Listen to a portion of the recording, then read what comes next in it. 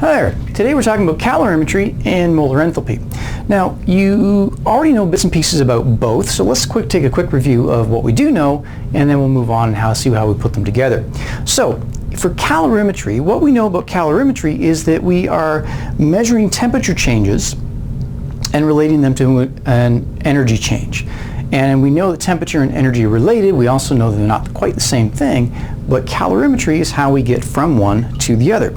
An enthalpy change, well, that's an overall energy change in a system. And for us to make things more convenient, what we'll do is we'll relate that back to a per number of moles. So that's where we get our molar enthalpy. So you could have an enthalpy for something else, but for us it's almost always going to be a molar enthalpy because that's what we do. And to get there, of course, we had to do some math. And one of the things was that the energy is specific heat capacity, which is the amount of energy required to raise 1 gram by 1 degree Celsius. So that's our energy to temperature conversion, times the mass, times the actual change in temperature. And then for that, we were relating it to water. Because the surroundings, we can measure the surroundings because we're part of the surroundings, and then we would relate that back to the system. So it was really important, this formula here, that the energy of the system was the opposite sign of the energy of the surroundings. Now it doesn't really matter where you put the negative sign to start with, but eventually we have to say that whatever the surroundings did, the system did the opposite. So if we take some sample data, and what we have there is some lithium bromide, and we're putting that into water, and we're measuring the temperature change. And in this case, the temperature change goes up, so we know it's an exothermic reaction, or an exothermic dissolving process, not really a reaction. So I would start out by saying the energy of the system and the energy of the surroundings are equal, but opposite sign. And then the energy of the surroundings, this is the part that you see on the left, the right, other left, the specific heat capacity of the water, the mass of the water, and then the change in temperature of the water, because I'm putting that stuff into water, and that's what my thermometer is measuring. Then I will calculate the energy change that I got from the water, or the energy change of the water, and say then that that's what, 146.3 joules. That means that the lithium bromide then lost that much energy. The water gained it, the lithium bromide must have lost it.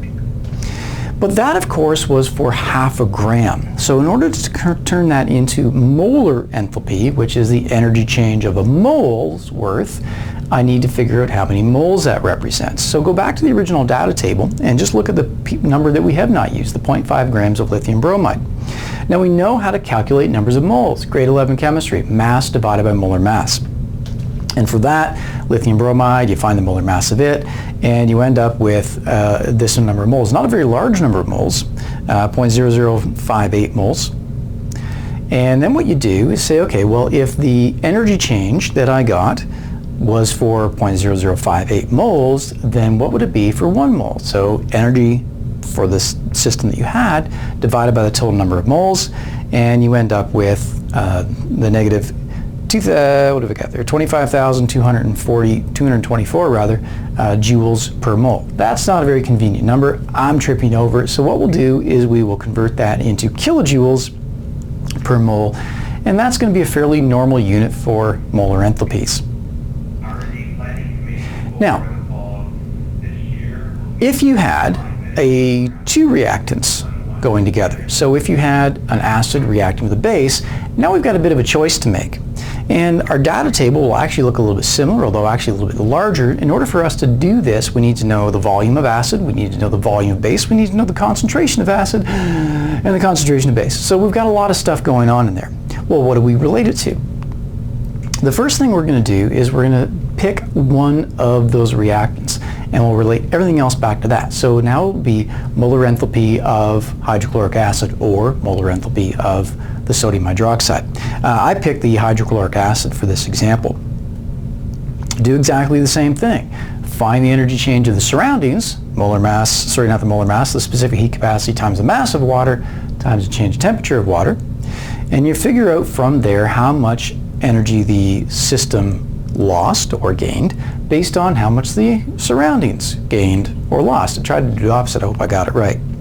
So the energy of the system, negative energy of the system then, was 292 0.6 joules, that means that the system then lost that much, another exothermic reaction. To turn that into molar enthalpy then, we just focus on, in this example, hydrochloric acid. We could have picked the other one, but for this example I picked hydrochloric acid, a little bit arbitrary. So I need to know how many moles of hydrochloric acid I have. Again, grade 11 chemistry, I've got the number of moles is the molarity or concentration. You might have learned it a couple of different ways. You might have used capital C for concentration. You might have used capital M for concentration because it's moles per liter.